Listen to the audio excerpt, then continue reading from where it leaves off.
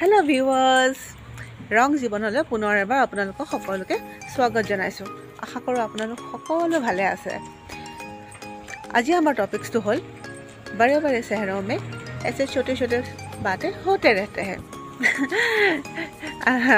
এই টপিকটোৰ বিষয়ে আমি আলোচনা কৰিম। আজি আপোনালোকৰ লগত মই এনেকুৱা ধৰণৰ টপিকছৰ বিষয়ে আলোচনা কৰিব ওলাইছো, কিন্তু আজি আমি গোটেই যাক সুইমিং কৰিবলৈ আহিছো। সো মই আদিয়াক মোৰ লগৰজনীৰ লগত সোমোৱাই লৈ মই আপোনালোকৰ লগত এই বিষয়ে কিছু কথা পাতি পিছত মই সুইমিঙত সোমাম। মই আপোনালোকৰ লগত জাৰ্মানী কিছুমান কালচাৰৰ কথা আগবঢ়াব ওলাইছোঁ। একচুৱেলি এটা ক'বলৈ গ'লে সৰু সৰু কথা, কিন্তু মই জাৰ্মানীলৈ অহাৰ পিছত মোক কিছুমান বস্তুৱে মোক ঝটকা দিছিলে, আৰু মই সেইটো আপোনালোকৰ লগত জাষ্ট শ্বেয়াৰ কৰিব বিচাৰিছোঁ যাতে ইন ফিউচাৰ যদি কেতিয়াবা আপোনালোক জাৰ্মানী আহে তেতিয়াহ'লে আপোনালোকে মোৰ নিচিনা অপ্ৰস্তুত হ'বলগীয়া নহয়। সেই পৰিস্থিতিটো আগতে অলপমান জানি থ'লে নিজৰ কাৰণে সুবিধা হয়। কিন্তু জাৰ্মানী কালচাৰ আৰু ইণ্ডিয়াৰ কালচাৰ ট'টেলি ডিফাৰেণ্ট। আকাশ পাতালৰ ডিফাৰেণ্ট বুলি ক'লেও ভুল নহ'ব। কিন্তু মই এই ব্লগটোৰ যোগেদি কোনোবা এটা কালচাৰৰ সমালোচনা কৰিবলৈ ওলোৱা নাই। জাষ্ট মই তেওঁলোকৰ কালচাৰটো আৰু আমাৰ কালচাৰ কিমান ডিফাৰেণ্ট, আৰু আমি কেনেকৈ তেওঁলোকৰ কালচাৰটো এডাপ্ট কৰিব পাৰিম নে নোৱাৰিম, বা কি অসুবিধাৰ সন্মুখীন হ'বলগীয়া হয়, সেইটোৰ বিষয়েহে মই আপোনালোকৰ লগত জাষ্ট মোৰ অভিজ্ঞতাখিনি শ্বেয়াৰ কৰিব ওলাইছোঁ। চ' বন্ধুসকল, মই বেছি পলম নকৰাকৈ মই ডাইৰেক্ট পইণ্টলৈকে যাওঁ। একচুৱেলি মই জাৰ্মানী অহাৰ পিছত এজনী মোৰ ফ্ৰেণ্ডে মোক কিছুমান জাৰ্মান ফ্ৰেণ্ডৰ লগত চিনাকি কৰি দিবলৈ লৈ গৈছিলে, আৰু সেই গেট টুগেডাৰ পাৰ্টিটোত এটেণ্ড কৰি মোৰ বিৰাট ভাল লাগিছিলে। চবেই সুধিলে মোৰ ঘৰত কোন আছে কোন নাই, মোৰ ফেমিলিত কোন কোন আছে। চ' মই ক'লোঁ যে মোৰ ফেমিলিত মোৰ এজনী ছোৱালী আছে, এনেকৈ কৈ ষ্টাৰ্ট কৰিছিলোঁ। তাৰপিছত তেওঁলোকে সুধিলে আপোনাৰ বিয়া হ'ল নে, কেতিয়া বিয়া কৰিব? মোৰ কাৰণে মানে সেইটো এটা ঝটকা আছিলে। আমাৰ কাৰণে মানে বিয়া নোহোৱাৰ কাৰণে বাচ্চা হ'লে আমাৰ ইণ্ডিয়ান কালচাৰত কেনেকুৱাভাৱে আপোনালোকে চবেই জানে। এওঁলোকৰ এনেকুৱা যে ফাৰ্ষ্টতে তেওঁলোকে লিভিঙত থাকি ল'ব, তেওঁলোকৰ বাচ্চা হ'ব, তাৰপিছত তেওঁলোকে চাব যে তেওঁলোকে কণ্টিনিউ কৰিব পাৰিব নে নোৱাৰিব, তাৰপিছতহে তেওঁলোকে বিয়া কৰে। আৰু বিয়া লগতে যে কৰিব তেনেকুৱা নহয়, 2 বছৰ 3 বছৰ 5 বছৰ যিমান সময়লৈ সিহঁতে ল'ব, কিন্তু বিয়া তেওঁলোকে দেৰিকৈ কৰে। চ' সেইটো এটা মোৰ কাৰণে ডাঙৰ ঝটকা আছিলে। নেক্সট ঝটকাটো এনেকুৱা টাইপৰ আছিলে, আমি আমাৰ ফ্ৰেণ্ডৰ লগত গ'লে সাধাৰণতে আমি বেলেগ বেলেগ বস্তু অৰ্ডাৰ দিওঁ। ছাপ'জ কোনোবাই যদি নুডলছ অৰ্ডাৰ কৰিলে, কোনোবাই চিলি চিকেন অৰ্ডাৰ কৰিলে, কোনোবাই ফ্ৰাইড ৰাইচ অৰ্ডাৰ কৰিলে। কিন্তু ইয়াত তেনেকুৱা নহয়। ইয়াত আপুনি ফ্ৰেণ্ডৰ লগত গৈছে, চবেই নিজৰ নিজৰ হিচাপত অৰ্ডাৰ দিব। ছাপ'জ মোৰো পিজ্জা খাব মন গৈছে, বেলেগৰো পিজ্জা খাব, 4টা ফ্ৰেণ্ড গৈছোঁ, 4টা বেলেগ বেলেগ পিজ্জা অৰ্ডাৰ দিব। চবেই নিজৰ নিজৰ ভাগৰ খাব, বিল আহিব, নিজৰ নিজৰ পে'মেণ্ট কৰিব, আৰু যদি কোনোবাই খাবও নোৱাৰে তেনেকৈ এৰি থৈ গুচি আহিব। কিন্তু কাৰোৰ লগত লাইক আমাৰ যেনেকৈ শ্বেয়াৰিং ইজ কেয়াৰিং সেইটো নাই। আৰু থাৰ্ডটো মোৰ এইটো আচৰিত লাগিলে যে ইভেন এটা ফেমিলিও যদি বাহিৰত খাবলৈ যায়, লাইক মাক দেউতাক বাচ্চা দুটা চবেই লাগিলে ছেইম খানাই খাব, কিন্তু চবে বেলেগ বেলেগকৈ অৰ্ডাৰ দিব। ছাপ'জ ল'ৰাটোৱে বেলেগ এটা খানা অৰ্ডাৰ দিলে, সি যিমান পাৰিলে খালে, নোৱাৰাখিনি এৰি থৈ গুচি গ'ল। তেনেকৈ মাক দেউতাক বা ৱাইফো তেনেকৈ নিজৰ নিজৰ হিচাপত অৰ্ডাৰ দিব। আৰু আমাৰ নিচিনা নহয় যে খাব নোৱাৰিলেও পেক কৰি পেলাই লৈ যাম বা কিয় লোকচান কৰিব লাগে, এনেকুৱা নহয়। আৰু চবেই নিজৰ নিজৰ পইচা নিজে নিজে দিয়ে। যেতিয়ালৈকে সৰু হৈ আছে তেতিয়া দেউতাকে দিয়ে, আৰু যদি ডাঙৰ হৈ যায় তেতিয়াহ'লে নিজৰ পইচা নিজে দিবলগীয়া হয়। ইনফেক্ট হাজবেণ্ড আৰু ৱাইফেও যদি খাবলৈ যায়, হাজবেণ্ডৰ পইচা হাজবেণ্ডে দিব, ৱাইফৰ পইচা ৱাইফে দিব। আৰু ইনকেছ যদি কেতিয়াবা ৱাইফৰ তাত পইচা নাথাকে, সেইটো তেওঁলোকে লিখি লৈ যায় নেক্সট টাইম লগ পালে সেইটো পইচাটো দি দিয়ে। নহয়নে বাৰু? অলপমান আচৰিত টাইপৰ। আমাৰ মানে বিয়া হোৱাৰ পিছত কি হয়, তোমাৰ পইচা মোৰ পইচা। ইয়াৰ পিছৰ আচৰিত ঘটনাটো শুনক ৰ'ব। ইয়াৰ পিছৰ আচৰিত ঘটনাটো এনেকুৱা ধৰণৰ, ইয়াত ডাবল ব্লেংকেট পোৱা নাযায়, ডাবল বেড পোৱা যায়, ডাবল ব্লেংকেট পোৱা নাযায়। কিয় কি জাৰ্মান মানুহবিলাক বহুত পাৰ্টিকুলাৰ হয় তেওঁলোকৰ নিজৰ নিজৰ বস্তুৰ ওপৰত। তেওঁলোকৰ নিজৰ পিলো থাকে, নিজৰ ব্লেংকেট থাকে। চ' তেওঁলোকে সেইটোহে ইউজ কৰিব। চবৰে নিজৰ নিজৰ লাগিলে লাইক হাজবেণ্ড আৰু ৱাইফে একেলগে শুব, কিন্তু হাজবেণ্ডৰ ব্লেংকেটখনো বেলেগ আৰু ৱাইফৰ ব্লেংকেটখনো বেলেগ। অলপমান আমাৰ কালচাৰৰ পৰা ডিফাৰেণ্ট নহয়নে বাৰু?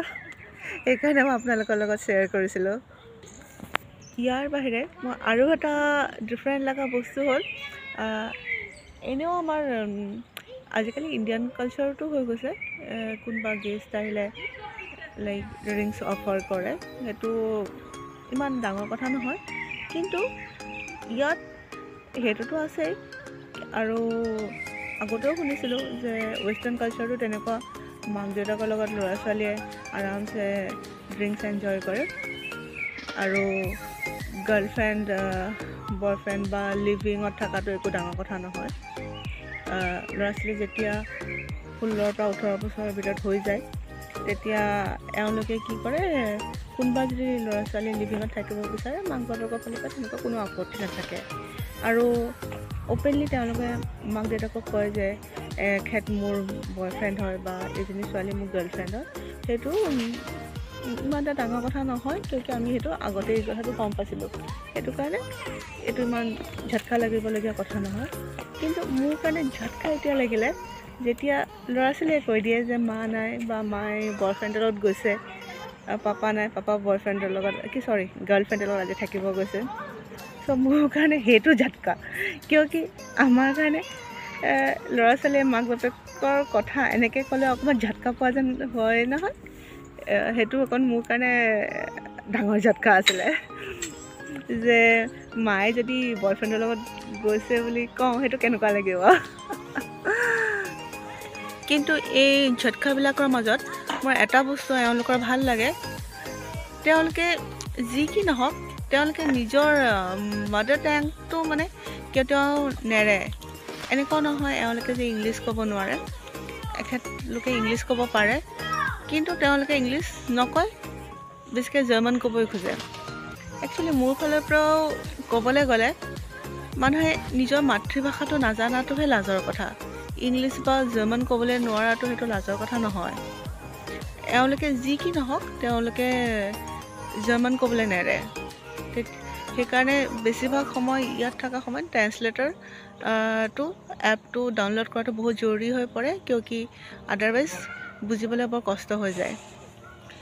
আৰু নেক্সট কথাটো হ'ল, আমাৰ তাত যেনেকৈ কোনোবাই আপোনালৈ চাহ হাঁহি দিলে, আমাৰ লগৰজনীয়ে সুধিব, ঐ তোক চাই দেখোন সেই মানুহগৰাকী বা মানুহজনে হাঁহিলে, তই চিনি পাওঁ নেকি? কিন্তু ইয়াৰ কনচেপ্টটো বেলেগ।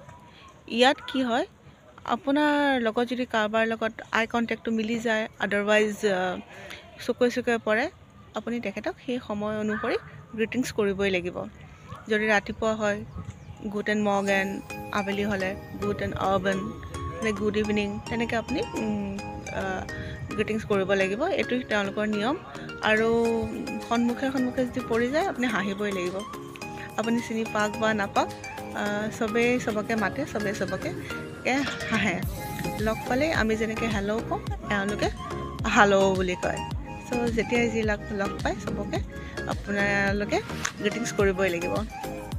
চ' সেইটো মোৰ ভাল লাগে, এইটো কালচাৰ মোৰ বিৰাট ভাল লাগে এওঁলোকৰ। আৰু এওঁলোকে আগতে কোনোবা গড বা ভগৱান মানিছিলে, কিন্তু এতিয়া নতুন প্ৰজন্মই ইমানকৈ গড বা তেনেকুৱা ওপৰৱালাজনক ইমান এটা বিশ্বাস কৰে বা ইমান ৰুল ৰেগুলেশ্যন মানা হিচাপে দেখা পোৱা নাযায়। আৰু তেওঁলোকৰ পেৰেণ্টছেও তেওঁলোকক ইমান ফ'ৰ্চ নকৰে। ছাপ'জ ঘৰত কিবা উৎসৱ পৰ্ব পালন কৰিছে, কিন্তু কোনোবাই যদি নিজৰ ফ্ৰেণ্ডৰ লগত ওলাই যাব বিচাৰে, তেতিয়া মাক বাপেকে ইমান জবৰদস্তি নকৰে যে বা ইম'চনেলি ব্লেকমেইল নকৰে যে বেটা তই থাকিবই লাগিব, আজি তই নাথাকিলে আমাৰ উৎসৱ পৰ্ব নহ'ব, তেনেকুৱা কোনো কথা নাই। এওঁলোকে নিজৰ মন মৰ্জিত যি মন যায় এওঁলোকে তাকেই কৰিব পাৰে। আৰু ক'বলৈ গৈ গ'লে এওঁলোকৰ কোনো তেনেকুৱা ৰুল ৰেগুলেশ্যন নাই বা কোনো হাৰ্ড এণ্ড ফাষ্ট ৰুল নাই যোনটো তেওঁলোকে ফ'ল' কৰিবই লাগিব। আৰু মই দেখিছোঁ এওঁলোকৰ ঘৰবিলাকৰ সন্মুখত মানে ওপৰত যেনেকৈ বেংগলোৰত এটা আইডেল লগোৱা হৈ থাকে, ইয়াত এটা ক'লা কাউৰী এনেকৈ লগাই থোৱা মই দেখা পাইছোঁ। চ' এওঁলোকে চাগৈ সেই ক'লা কাউৰীটো মুখ বা নজৰ নালাগিবৰ কাৰণে ব্যৱহাৰ কৰে। ভিউৱাৰ্ছ, আই এম ছ' চৰি, আদিয়াই মোৰ কাৰণে চুইমিং পুলত ৰখি আছে আৰু মই যদি আপোনালোকৰ লগত কথা পাতি অলপমান দেৰি কৰি দিওঁ, সিফালে বাইদেৱে মোক খাই দিব। একচুৱেলি এই ডিছকাশ্যন মই নেক্সট ব্লগটোত কণ্টিনিউ কৰিম, কিন্তু আৰু এটা কথা সকীয়াই থৈ দিওঁ যে মই কোনো এটা কালচাৰৰ বিষয়ে সমালোচনা কৰিবলৈ যোৱা নাই। জাষ্ট মই আপোনালোকক এই জাৰ্মান কালচাৰটোৰ বিষয়ে অকণ অৱগতহে কৰিছোঁ, যাতে ইন ফিউচাৰত যদি কেতিয়াবা আপোনালোকে ইয়ালৈ আহে এই কালচাৰটোৰ বিষয়ে অলপমান জানি বুজি বা আইডিয়া লৈ আহিব পাৰে। সেইকাৰণে আপোনালোকক সহায় কৰাৰ উদ্দেশ্যৰে মই এই ব্লগটো প্ৰস্তুত কৰিছোঁ, বাকী একো নাই।